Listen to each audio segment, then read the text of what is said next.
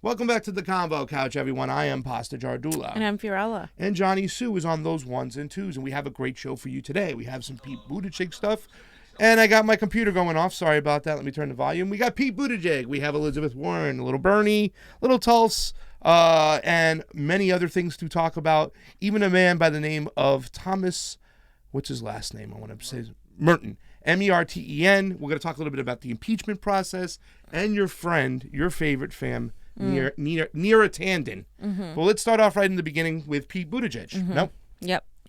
Okay, so Mayor Pete's secret time in Iraq and his ties to McKinsey and insurance exploitation and more is what we're going to talk about right now.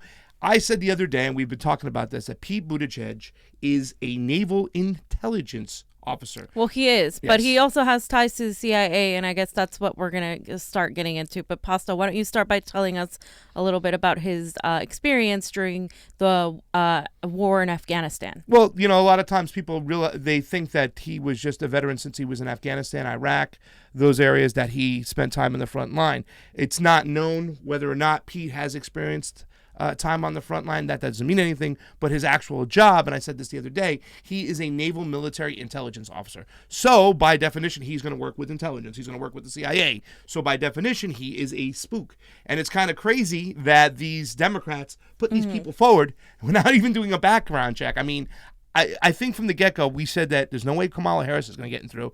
And the tip of the iceberg with Pete Buttigieg, I don't know why they didn't vent this guy to see if he would be a good candidate, because all this stuff is coming out, and yes, now it is coming out.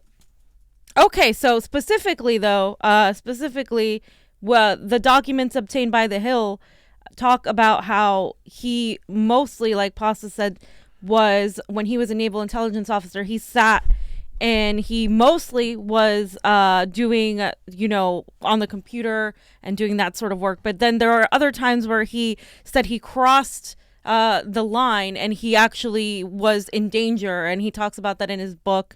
And the key point here is that a lot of this stuff is really shady. It's not really well known exactly what he did.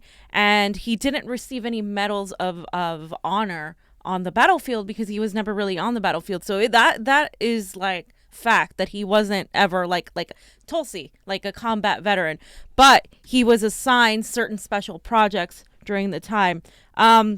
This document was first obtained by ABC, and according to the documents, he served in the Afghanistan Threat Finance Cell, the ATFC, and this was in Kabul, and he was this placed him as an imminent danger pay area, which means that from late March to mid-September 2014, he was 32 years old at that time.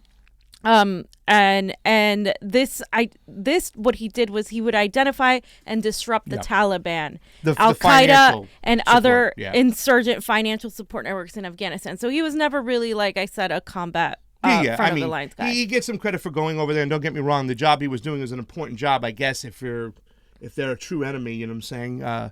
To find the disruptive money lines, it's very, and that's why he has such a close tie to intelligence. And when you enter that level of security, you know a lot of deep dark shit, you know, and you're working closely with intelligence like the CIA. So. And he was also involved at high level briefings, which I mean that's code for intelligence and CIA. And he also literally, it says, quote, coordinated intelligence sharing and targeting deconfliction methods with multiple organizations. And that can mean,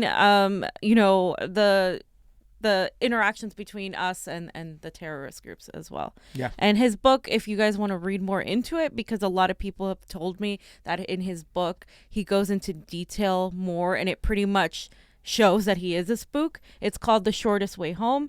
And this is the part where he wrote about how he experienced the majority of his time as an intelligence analyst behind a computer. So. He did say he was caught in some scary times, like he was in the city, whatnot, and he thought things could go down. But once again, I don't think he spent any time on the front line at all. And really, to tell you the truth, when a lot of these people get involved with these when you're involved in intelligence, it's like, where are you going to go after to make money? How are you going to make money? When you know the ins and outs of what's going on in that region, you tend to work for some of the dark, dirty people who are just looking to profit off the backs of poor people in Iraq and Afghanistan, whatnot. Yeah. So his time at McKinsey has been a big thing right now.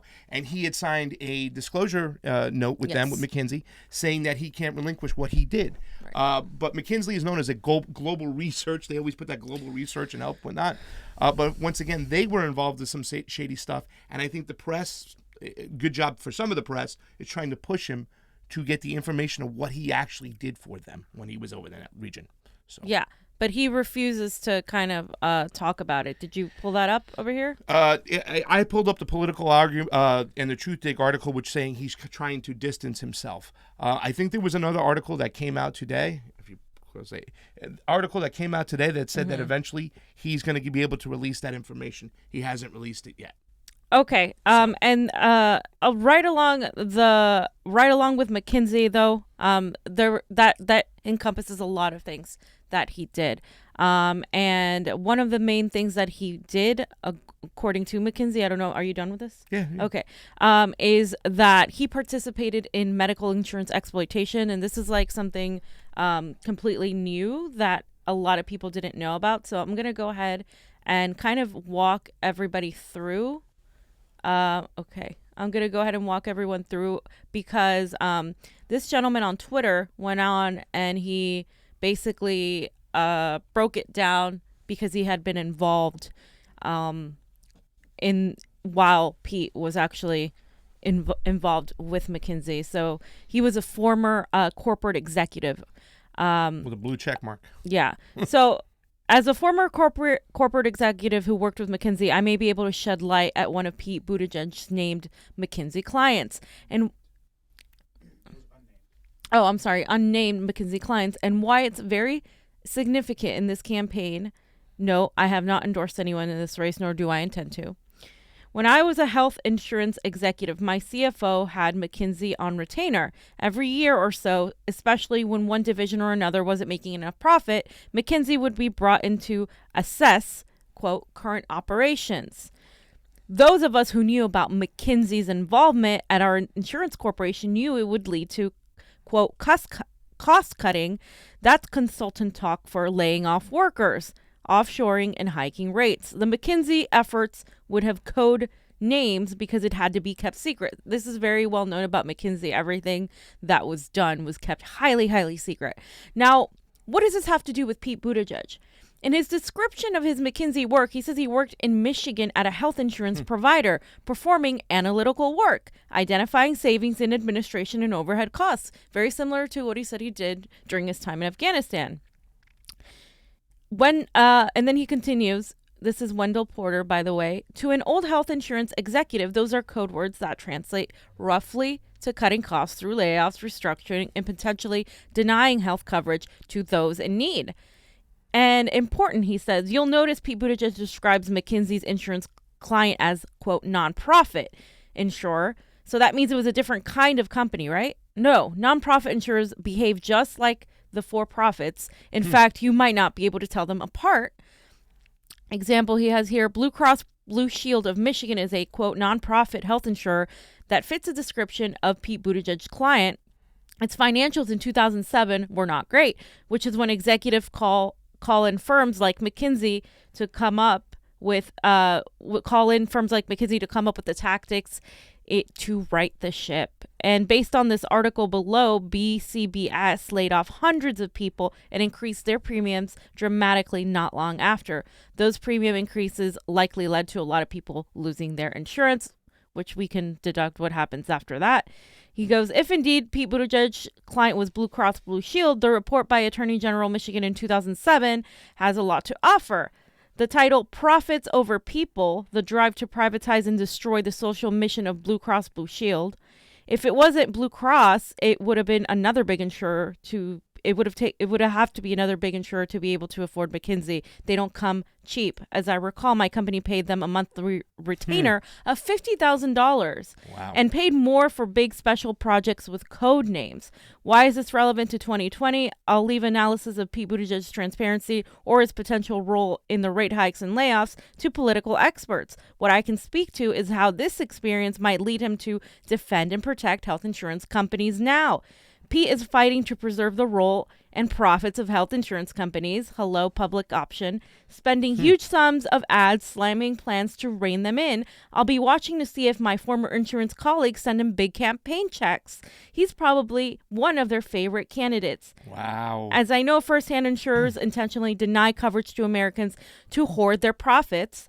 The result is people dying and millions in medical bankruptcy. Pete's plan protects and preserves this very system. Now we may know why. Wow. So this, of course, like I said, is related as well to his time during McKinsey, where he has engaged in various secretive projects that are extremely difficult to find, and you have to do a lot of digging in order to even start finding, the tip of the iceberg. And so much more information on Pete Buttigieg during this time that I think it requires an extremely long, detailed sort of video. This guy's going to get beat down so bad, the stuff that's been coming out. And I'm glad that, there's But people nobody like yourselves. talks about this. Well, no, we are talking about it now. And now it's starting to matriculate out there. I've seen some stuff that's really damaging to Pete because yesterday I was trying to read all these articles about McKinsey, whatnot, and it's very vague. But finding an ex-employee who used to work with Pete and that kind of damaging information right there, that's tell-all right there. And like I said, Pete Buttigieg has now gotten permission, I think, from McKinsey, or they're coming up with some plan to release information about what he did there. I want to see him counteract this kind of narrative. But they're these people putting out. I feel like they're gonna release whatever makes him look less a suspect, right? It's just kind of like asking, like asking a for-profit insurance company to let us know exactly what you did, but they're going to frame it in a way that is okay. So we have to continue, digging into this. And now that Tulsi Gabbard isn't going to be at the debates, I genuinely feel that he's going to get away with a lot because, unless Bernie changes his tune, he's not going to go after him. And nobody else goes after him for these things, like Tulsi Gabbard. Yeah, well, nobody really has the ability to. She can stand on moral ground, being that she was a soldier. She can, when but she goes after that area. But that's his history, and I think more politicians should be less afraid to go after candidates policy wise and be like, look, you worked with for-profit insurance companies to deny healthcare coverage to millions of people, which led either to bankruptcy or death. And I think someone like Bernie Sanders should be able to say something like that. I hear you, and especially on healthcare. And absolutely, what McKinsey has given Pete Buttigieg permission to do, and this is kind of funny, it's telling because you just talked about how private it is they gave him permission to release the name of his clients. However, Mr. Porter's checkmarked 13 comments, he says in one of them, these other freaking companies are no bueno. Blue Cross Blue Shield, that's a retainer at $50,000, for this one company, McKinsey, $50,000 a month. So we're going to see the nefarious acts. I'm glad you got ahead of it because I did not see that tweet out there. That is some good shit, fam. And speaking of Tulsi Gabbard, yes. She did actually comment on this, and here's this tweet. On Afghanistan and McKinsey. She commented on Pete. Yeah, so in general. Crystal ball tweet. At Tulsi Gabbard goes after Pete for his corporate consulting. Graduated from a great school. You're a Rhodes Scholar. He's got an incredible resume, right? He could have chosen to work anywhere. So let's see what this says here. Graduated from a great school. He's a Rhodes Scholar. He's got this incredible resume, right? He could have chosen to work anywhere. Why he chose to go and work for a company like McKinsey that makes a hell of a lot of money off of putting people out of their jobs and has made a hell of a lot of money off of their consulting work in Afghanistan. Graduated from a great school. Exactly. So here she alludes both to the consulting in Afghanistan and also the consulting for layoffs. So just so everybody understands, McKinsey is well known. It's really hard to kind of pinpoint exactly what they do because they do a lot, but they're basically like a consulting company that is oftentimes used for companies to go to when they want to be saved, when they want to make more profits and they want to cut costs. So what they do is they go in there and they're like, okay, we're going to reduce cost, which of course, like he said, translates into vast amounts of layoffs. And when you cut costs, when they say, well, we got to reduce our spending, it's never reducing the check of the big CEOs at the top. It's always like, we got to lay off all these workers. And by laying off these workers, You're not only laying them off of work, you're laying them off of their health insurance, you're laying them off of any sort of policy that they had. Yeah. So it's a huge thing. So that's what they do. They literally destroy lives, and they profit, and they make so much money off of it. Because the money goes matriculates up to the top, because they also raise premiums when they do that up to crazy. Exactly. So that you as the consumer has to pay, and that's their whole game. And just like you alluded to before, when it comes to nonprofit versus profit, nonprofit means just nobody down below is getting paid. The people upstairs on the board, they're still getting what we call their shkadol, their money. So that's why nonprofits can be secretly, it might sound better, but it's... Isn't Hillary Clinton's foundation a nonprofit?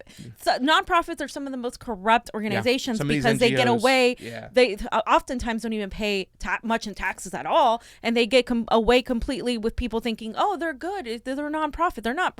They still profit. They just do it a different way. Exactly. As to people, so they can get away with it, and people don't think less of them. But that's something we got to stop, thinking about. And the important thing to connect here is with Pete Buttigieg is, like he said, this is what he did. Okay, this is who he worked for. If that's not enough to talk about his integrity and where his values lie that he loves to talk about, then you have to understand where his money lies, because obviously there's a reason why he's for a public option and not for Medicare for all. And he vehemently has attacked everybody that has even remotely said the words of Medicare for all. And that in itself, remember when he was attacking Elizabeth Warren, then Elizabeth Warren turned around and embraced a public option too. So that tells you how powerful these people like McKinsey, like Blue Cross Blue Shield, who unfortunately provide some of the best healthcare coverage ever, because they make so much money. Yeah. So it's this kind of like never-ending cycle. Yeah. And of course, that's where his loyalty lies. That's why he's constantly trying to talk down against Medicare for all. Yeah. And to finish up this subject, I think the NGOs, we talked about these nonprofits, some of them take American taxpayer dollar to do the work, and they're being very nefarious and sneaky, just like McKinsey was. That's why he tried to avoid this whole situation, ladies and gentlemen. He tried to hide this. I signed a confidentiality report with them. I can't relinquish this. I forgot. It was kind of, bullshit. He's trying to hide something, and guess what, Pete Buttigieg? You've been exposed. You've been exposed. He was ready for that. He was waiting for that. So, fam, we're talked about one particular person, and let me tell you something. Leading into this next segment, if the progressives could really get our shit together, fam, they're providing so many opportunities. Joe Biden is one step away from being in a hospital bed with somebody feeding him applesauce. I don't mean that in a bad way. It's just every week he goes off crazy. Pete Buttigieg. Ever since we've been this last 2 weeks, all this stuff's been coming out of the woodwork. What he did in Indiana, when it came to ruining an encampment of homeless people, just taking their stuff, that footage came out. All this stuff from McKinsey's coming out. But the one person who I think is eluding, because now we also lost Kamala Harris, but the one person who really is eluding everything right now, and I think she's also very benefiting from the fact, PDB benefited from the fact Tulsa's not going to the debate, was Elizabeth Warren, fam. Absolutely. But we can't let up on Elizabeth Warren. She just praised Kamala Harris. What do we got next on Elizabeth, fam? Elizabeth Warren just praised one of the, if capitalism had an award ceremony, this guy would win the top prize. So Elizabeth Warren said today, few people have had more impact on our modern financial system than the great Paul Volcker. For more than 5 decades, he fought for more robust, efficient, and effective rules to keep the U.S. economy safe. I'm very sorry for his loss. So let's go to her Twitter, because she got ratioed. Loss for the ruling class. So this is where she got ratioed, and a lot of people were like pretty much just giving her all these memes. So I guess I didn't put it in, but I will just talk about it. Let me see if ratio we can find means it. That she got more comments and retweets and likes. So pretty much it's like you got served. Like people are saying that's wrong, it's stupid, and you get more likes. So she got ratioed because was this today? This morning? Or was he died today. So here's an article by Jacobin. I'm just gonna go over it. It's on my page, Johnny, if you just scroll. But just Paul Volcker was a hero of the ruling class. And this is a great article by Jacobin. And they start out by saying he won't be missed by by, anybody here, but just a summary. He died yesterday, won't be mourned by this publication. As a Federal Reserve chair under Reagan and Carter, he destroyed millions of working class jobs and pushed a radical neoliberal program. So he literally, Jimmy Carter appointed him because Rockefeller convinced him to appoint him to be the chair. And his friend, I forget his name, completely said, "Don't do it, Jimmy. This is bad." And Jimmy Carter has done a lot of good, but this is where he went wrong. He appointed this guy, and what this guy did was, in order to subdue inflation, he completely decided that that wages and inflation couldn't, once you increase wages, you increase inflation. So what he did was he lowered the standard of living, lowered wages, so he could lower inflation. And this was happening during the time when oil was going up. And then they put him in around 1981, I believe. And it basically, see if I can read a little bit of this. So there was this is a time when there was an average of almost 300 major strikes a year in the 1970s, right?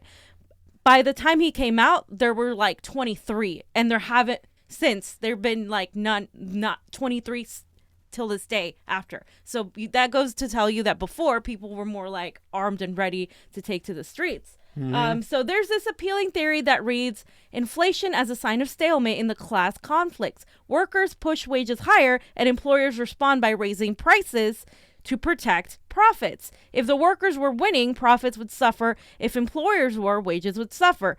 So neither happened in the 1970s. So when he took office in 1979, the consumer price index was up 12%, and then the unemployment rate was 5.8%, which wasn't low, but below average. When he came on, you see here in this chart how it increased. The unemployment rate increased to huge proportions for a while. 11%. And the inflation rate, of course, went down as the unemployment rate increased. So basically what he was saying was that you couldn't have both. And so his whole shtick was to completely reduce inflation, and that's all that it was. So the federal funds rate, which is the rate at which banks lend each other money, went from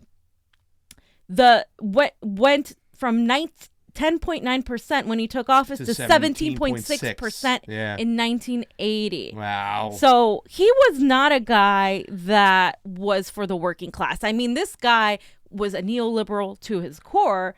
And Elizabeth Warren is praising this guy. You should never be. You guys should read this article. It's really good. You should never be praising anybody, any chairman of the Fed, any ex-chairman of the Fed. You're not a person.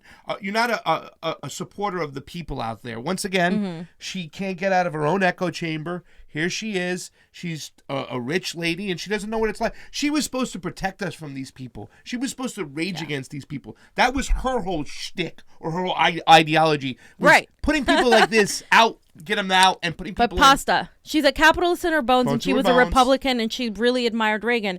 And just really quickly to kind of summarize this, from their point of view of the elites, the ruling class, the good thing that happened as a result of this was this extreme tightness was that the recession scared the hell out of the working class, leaving millions in terror of job loss. This consciousness was reinforced by Reagan's firing of the striking air traffic controllers in August 1981. Yeah. And this guy was hauled away in chains. And of course, that says a lot.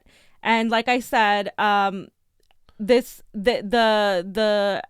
strikes fell from an average of 300 in the 1970s to 80 in the 1990s and 23 since. So you see that they pretty much killed. They pretty much put fear in the working class, the union class, the class that led to marches, to protests, to picket lines.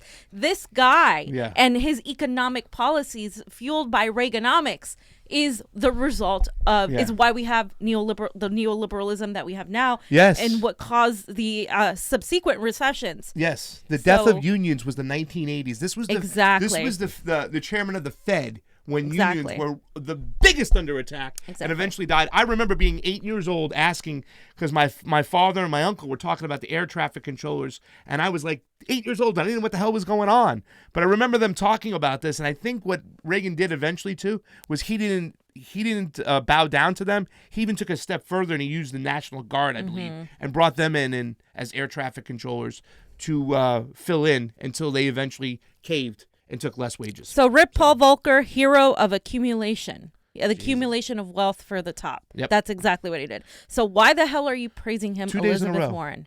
She got Kamala Harris the other day, the queen of the prison industrial complex of jailing people. And now she's got the king of the Fed during Reagan's time when pretty much people took a beat down economically. So nobody the has everyday working person. Nobody should have the audacity, fam, to say that she is a progressive, that she is going to provide structural change.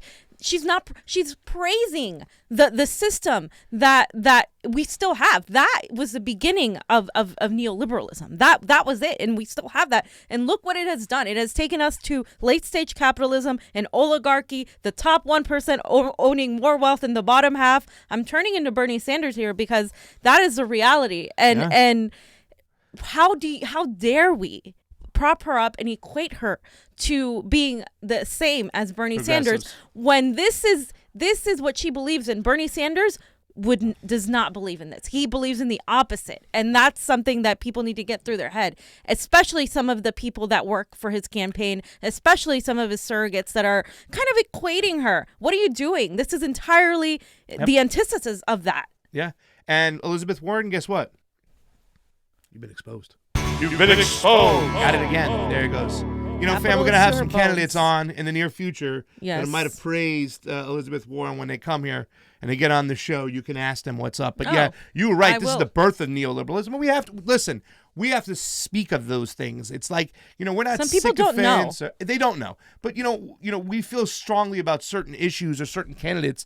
It's for a reason. So if they're going to stick behind these candidates, they're going to have to explain why, especially when these candidates that they're propping up within that administration. I hate the fact that you see Bernie people who their second choice is Elizabeth. To me, that's not progressive at all. To me, that's the opposite of where you want to go. To me, that means you're ignorant of a lot of things. And you need to get up to speed. So, fam, talk about ignorant of a lot of things. We talk about people with this impeachment process. Oh, God. I don't want to go into this deep. I know there's a lot of other stuff out there, but once again, this is the thing. Johnny said this to me yesterday, and I was so happy. Johnny, thank you for sending this to me, because this really, in a nutshell, is what it's all about. Because the whole Ukraine gate, I've been yelling this, so we're going to act as if there was no regime change. We're going to act as if these people didn't support a coup. We're going to act as if Joe Biden wasn't the front man. We're going to act as if he didn't prosper there.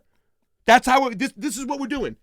And it's when I get kind of sometimes a little bit mad at the whole Bernie. When I do get mad about Bernie, it's like, we're going to act like 2016 didn't happen and they didn't cheat you. Well, that's his advisors. Exactly. Yeah. But I'm putting out a point. I hate when we act like it didn't happen. The whole Russiagate thing. Wait, you're going to act like the 2016 primary injustices didn't happen? You're going to try to get us concentrated on Russiagate? Fuck out of here. Johnny, play the clip. Sorry. Does not answer this question. Did he or did he not? He's either Joe Biden's a liar, telling a story to make people impressed, or he actually did this. Which is it? He did it pursuant to U.S. official policy. So he did it in withholding actual dollars, actual thing, holding this out there. So Joe Biden, of everybody that we discussed about, is the only one that's done a quid pro quo. He's the only one that's used taxpayer dollars to actually threaten a foreign government. And yet we're sitting here pretending that this is not happening? We're sitting here pretending that a president of the United States now would not be concerned? Look, you look at it this way. Joe Biden's a terrible candidate. He can destroy himself on the campaign trail, but he can't get by this. And it doesn't matter who brings it up. It doesn't matter who does it, because this is what happened. It's not. All right. Does it matter who brings it up, fam? Does it really matter what happened? Why are they making Donald Trump? Why are they making us agree with Lindsey Graham? No, I'm just a little. That's not Lindsey Graham. Oh, I thought it was. That's Mr. Collins. Well, they're making us agree with Republicans constantly. They're making me during this impeachment trial. It's like you guys, the Democratic Party wants to talk about how they're so much better than the Republicans, and they're better on maybe social justice issues, a few of them. But is that enough to be better on only that? And completely be just equally as corrupt? He's right. Are we going to ignore the fact that Joe Biden not only did this at the expense of U.S. tax dollars, but let's all pretend that it wasn't a big deal, and let's go after Trump for investigating that. It's like, wait a minute, what?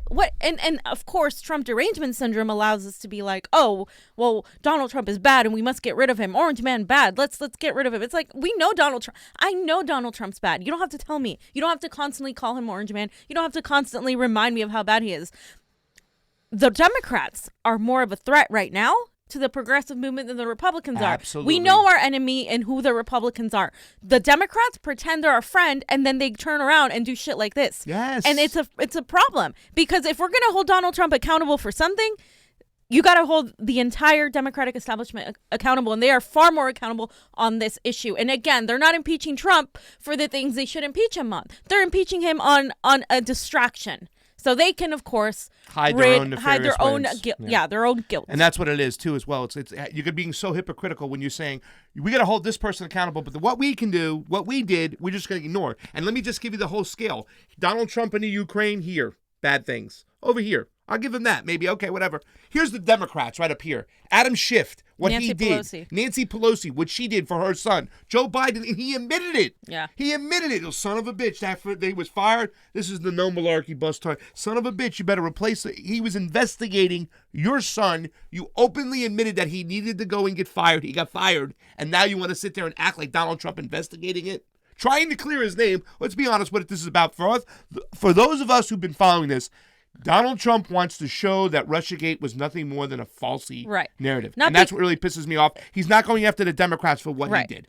Yeah. For what they did. Yeah, no, it's all about Donald Trump. And that's a fair point to raise. This is not like, oh, we're defending Donald Trump. No, this is about justice. This is about the truth. This is about, he's not even going after them for the right reasons. Yes. And that shows you how equally corrupt these Democrats and Republicans both are.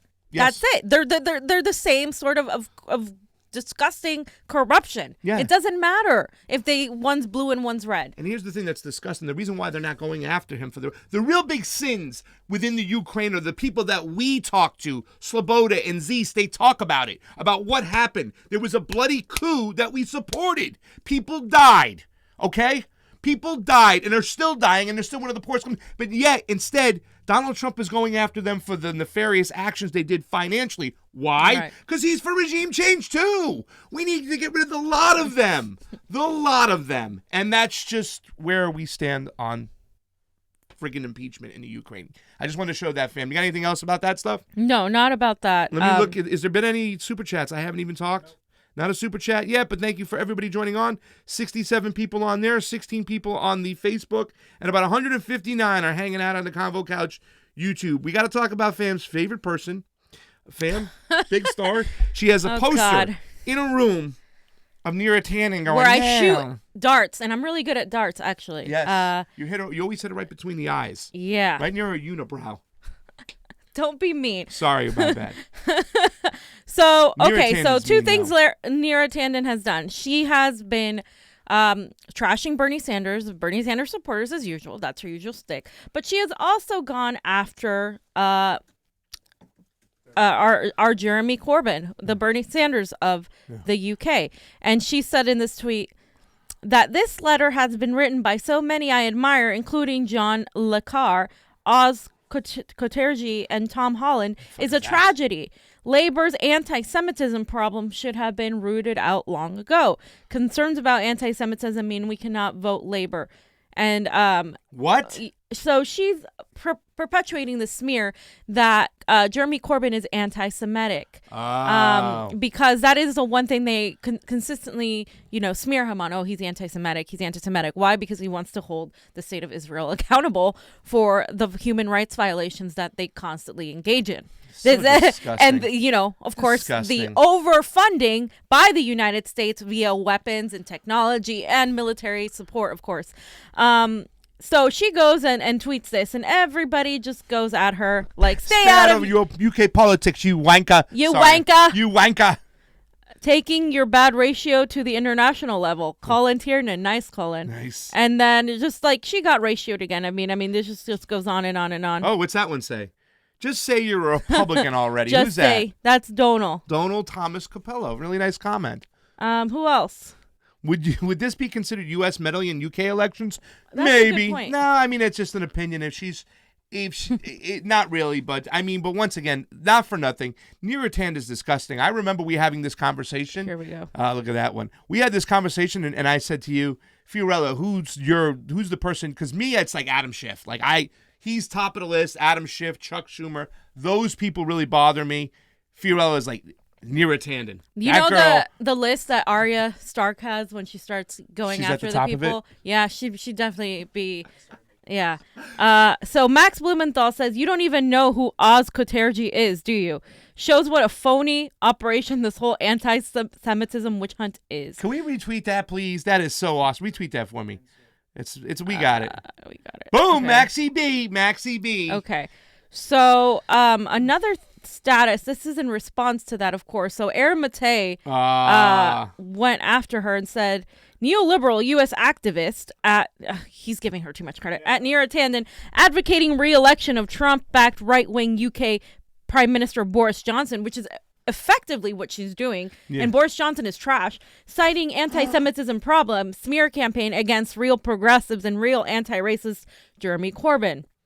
And she said, LOL, I'm not backing Boris Johnson at all, and I will defer to those authors over Aaron Matei any day on anti-Semitism.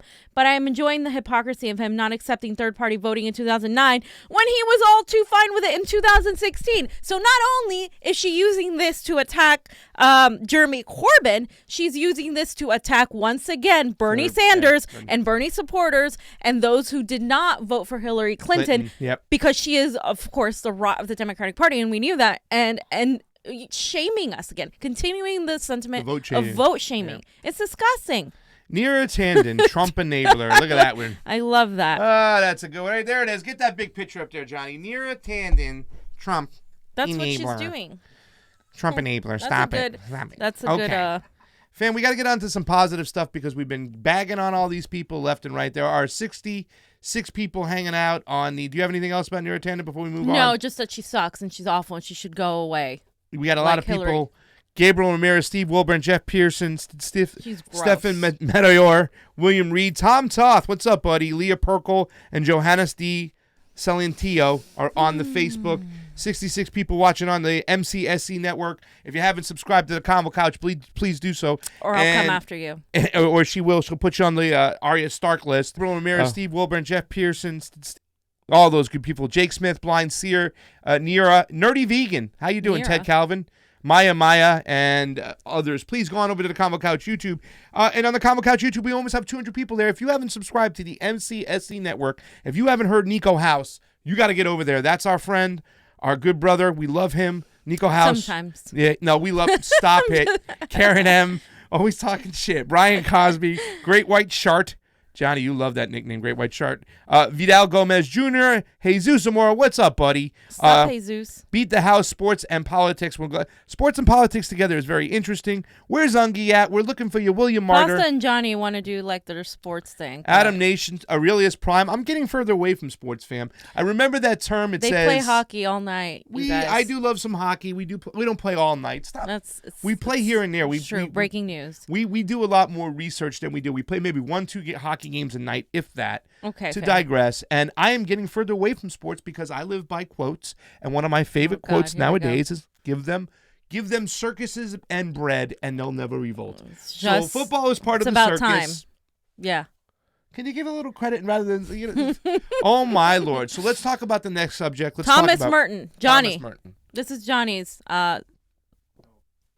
Thank you. So Thomas Merton. So sorry. I know zero credit from my partner over here and stuff. But no, Johnny kind of put up Thomas Merton. One of our Patreons kind of put out there that this is the 50th anniversar of Thomas Merton's death. Mm-hmm. Well, I put 61. Yes. It was supposed to be 69. But we're reading the book. Yeah. So basically we're reading this book. Go ahead, buddy. JFK and the Unspeakable. Tell everybody watch the movie. The movie was good. The movie was really good. Yeah. What was the movie called? JFK by Oliver Stone. Right. So we're reading this book because I saw Tulsi holding it, and I'm like, well, it's interesting. I want to see what a presidential candidate like Tulsi Gabbard reads, and reading this book. Let me just read a little bit of it. Go ahead, buddy. Then we can. I know you enjoy this book. I can see you get into this. So basically, the author James W. Douglas, he kind of he kind of uses the perspective of the contemplative monk Thomas Merton, and he says he's been his guide through a story of deepening dialogue, assassination, and a hope for resurrection. While Kennedy is the subject of the story, Merton is its first witness in chorus from his unique perspective in a monastery in the hills of Kentucky. In terms of where this narrative began and how it has been guided, it is contemplative history. Thanks to Merton's questions and insights grounded on detachment few other observers seem to have, we can return to the history of JFK, the Cold War, and Dallas on a mind-bending pilgrimage of truth. Reality may be bigger than what we think. He goes on, let's see. Basically, Merton was He was an activist. He was a Trappist monk. He was a Trappist monk, which is a Catholic monk. Catholic monk. Yeah. He was a poet, a writer. He was like the writer of the time. And he did a lot of activism as well. Yeah. He first did kind of more religious writings, and then went on to peace writing. That's the thing I want people to understand about him. He was a Trappist monk, but he was very analytical. He wasn't dogmatic at all. Right. He was very spiritual, and he believed in finding your love with God or finding your love with a partner that help you find yourself. So yeah, please go on with other stuff. So during the 13 fearful days of October 16 to the 28th, 1962, President John F. Kennedy did, as Thomas Merton feared, take the world to the brink of nuclear war with the collaboration of Soviet Premier Nikita Khrushchev. Through the grace of God, however, Kennedy resisted the pressures for preemptive war. He negotiated a resolution of the missile crisis with the communist enemy by their making mutual concessions, some without the knowledge of JFK's national security advisors. Right. He went against them. Yeah. The journey marked by contradictions would result in his assassination by what Thomas Merton will identify later in a broader context as the unspeakable. Yeah. Which is the title of the book, JFK and the Unspeakable. Exactly. The unspeakable is a term Thomas Merton coined at the heart of the 60s after JFK's assassination, in the midst of the escalating Vietnam War and the nuclear arms race, and the further assassinations of Malcolm X, Martin Luther King, and Robert Kennedy Jr. Yeah. And each of those soul-shaking events, Merton sensed an evil whose depth and deceit seemed to go beyond the capacity of words to describe. So that's why he called it the unspeakable. Yeah. Yep. He was a recommend Trappist this monk. book. Today's the 50-year anniversary of his death. He was despised by the Catholic church leaders. So that can tell you. When I was talking to a friend of ours, I was talking to Uncle Crow about him. Like, Crow, I know you don't want to hear about some monk, but he was despised by the Catholic Church. And once again, he really spoke out against these heinous acts. He had a sense that it was the elites doing this, and they killed him because of it. Now, they say his death was an accidental death, 69, in Thailand, this day 50 years ago, where he pulled the switch, was electrocuted, the giant fan fell on him. But there's a lot of people who reported upon his death that it was preposterous, that it was, look who's calling. Sorry, it was preposterous. And it's not how he died. That the elites wanted him dead because he was so speaking out against the Vietnam War. And Johnny read there were certain people who died shortly after John F. Kennedy. And Thomas Merton was one of them that pointed out. And that was Robert Kennedy, Martin Luther King Jr., Malcolm X, and then him. So they really were just killing off all these people who were having this moment of this movement of people. And just think about how big he was. Now, I grabbed a hold of his last speech before he died. We don't have to listen to all of it, Johnny, but you can just listen to the way he starts out, and you can see right off the bat, if anybody really gains any momentum for really getting the eyes turned on the oligarchs and the elites and what they're doing to us, they vanish. They go away. This is Thomas Merton. Take a look. Watch right out the bat. Living under certain economic conditions is no longer in possession of the fruits of his life. His life is not his. His life is lived according to conditions determined by somebody else. And I would say that on this particular point, which is very important indeed in the early Marx, you have a basically Christian idea. Christianity is against alienation. Christianity revolts against an alienated life. The Dalai Lama himself made every effort to coexist with communism, and he failed. And he said, frankly, from now on, brother, everybody stands on his own feet. To my mind, that is an extremely important monastic statement. It is, if you forget everything else that has been said, I would suggest you remember this for the future. From now on, everybody stands on his own feet. This, I think, is what Buddhism is about, it's what Christianity is about, what monasticism is about, if you understand it in terms of grace. That is to say, it's not a Pelagian statement by any means, but it is a statement to the effect that we can no longer rely on being supported by structures which may be destroyed at any moment by a political power, a political force. You cannot rely on structure. According. Smart. Yeah, I was gonna, because I watched it a couple times today. But when once again he was talking about it, you can't let the structure, because it's controlled by certain elites and certain people, right, to dictate what's going to happen. We have to stand on our own feet. We have to stand on our own feet right now as citizens. We have to get together and stand up against this oppressive government on all forms of evil that they're doing to us. So. Exactly. I mean, I think he's talking about, not letting the powers that be dictate how you live your life, and not relying so much on somebody to tell you what to do. Because if you follow religion, oftentimes the trap is like that's what you rely on, and you don't think for yourself. But you gotta look at it from a bigger picture sense. Here's some of his writing. Yes, we have to learn to write disciplined prose. We have to write poems that are poems.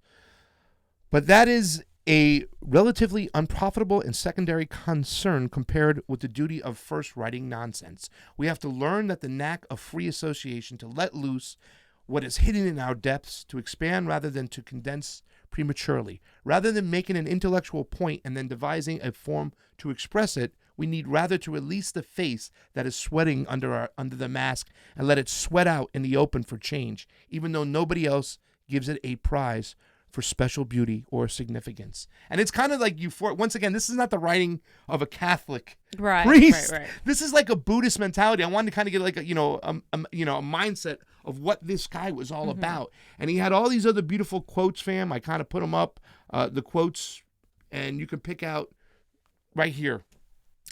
The beginning of love is to let those we love be perfectly themselves and not to twist them to fit our own image. Otherwise, we only love the reflection of ourselves we find in them. And that is very true. I mean, I think American society in general, Hollywood and Disney, for instance, they push the idea that in order to love someone, you have this picture of how they're going to be. It's expectations of people. They're like this, and they have to be this way. And if they're not this way, then that's wrong. And I think that's what the mistake in a lot of American society, relationship wise, that they form this idea of a perfect person that makes you form this idea of what it should be like, and that's not how it is. And you need to let people be themselves. Otherwise, you're just looking for yourself in them. Yeah. So let me drink as much coffee as I want and don't give me shit. The greatest need of our time is to clean out the enormous mass of mental and emotional rubbish that clutters our minds. Now, the reason why and this is the last quote, and I'll let Johnny go on. Johnny, you can show that one there because Johnny's got some stuff to read. But the reason why I say this is because when you're a Catholic like I am, and I grew up Catholic, you reach a lot of dead ends. You know what I'm saying? There's like, you're doing stuff because you were told to do stuff, whatnot. And this guy has this kind of like Buddhist euphoric mentality, which just allows people to be themselves, to not get down on themselves and give them those answers to move on. So the CIA, the elites, they feared him for more than just, his political stances, but the ability he had to make people just feel free, feel loved, and move on and listen and continue to listen to him. And he had a mass movement. So they had him removed, fam. Yeah. Johnny. So the last quote I want to say is the one that the book focuses on, really, which is his quote about Kennedy.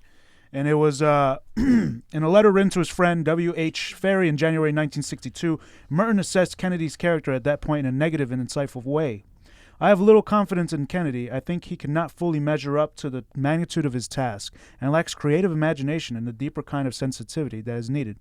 Too much the time in life mentality, that which I can imagine nothing further in reality from, say, Lincoln.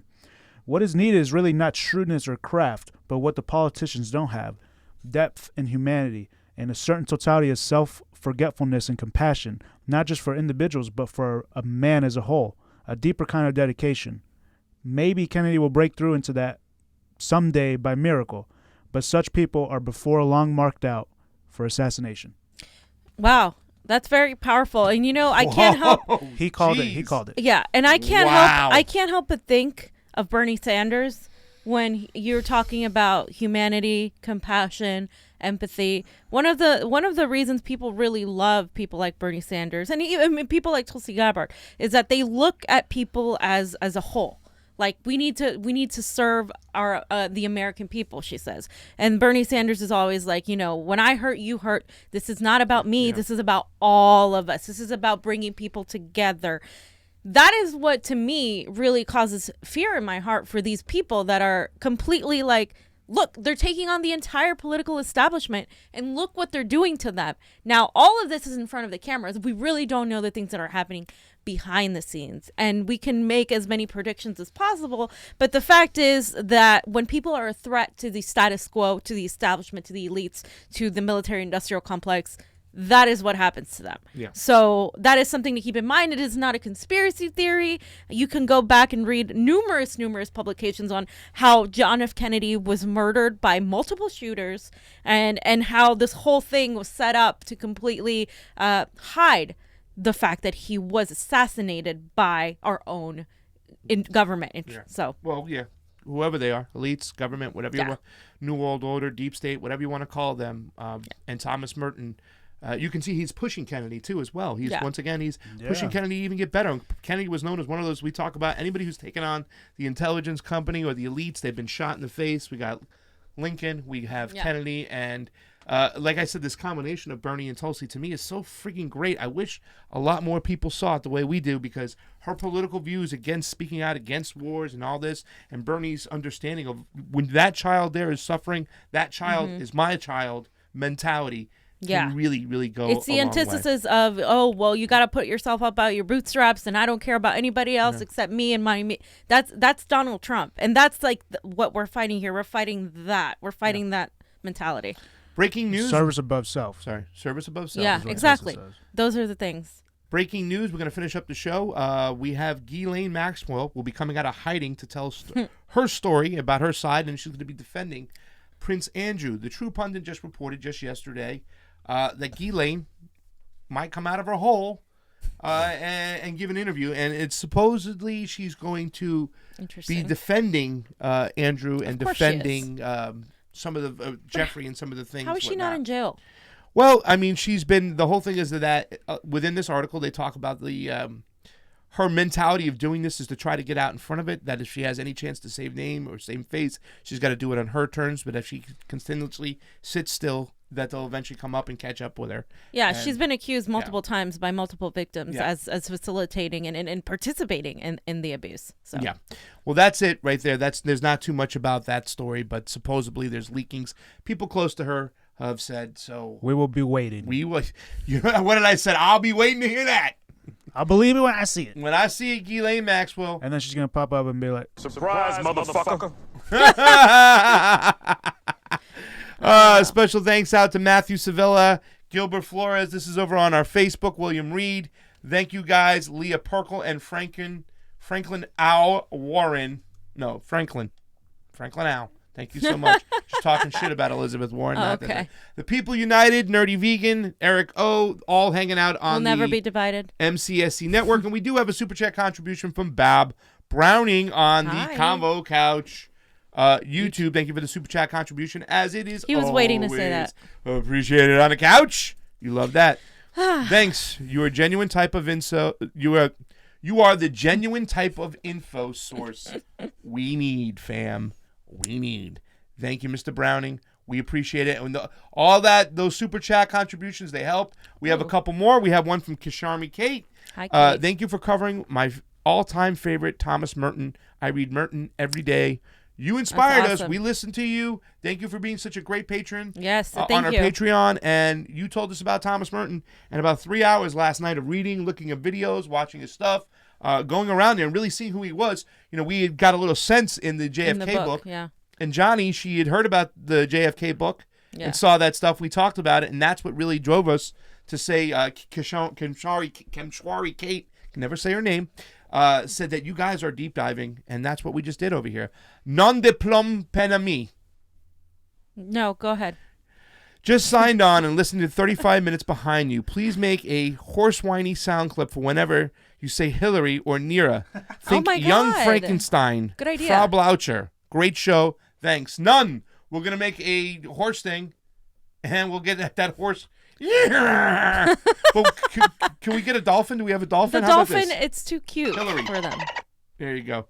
Nira's dolphin. Or dolphin. Fam, you got anything else to get? No, before fam, we get out of gotta here? Get going. Guys, make sure you get on our Rockfin, our Patreon. If you have a few extra bucks to spare, every dollar helps. We have some new Patreons out there. We're close to 90, so thank you on that. For Pasta Jardula, Fiorella Isabel. Jonny Sue on those 1s and 2s. Peace. Come out. Bye.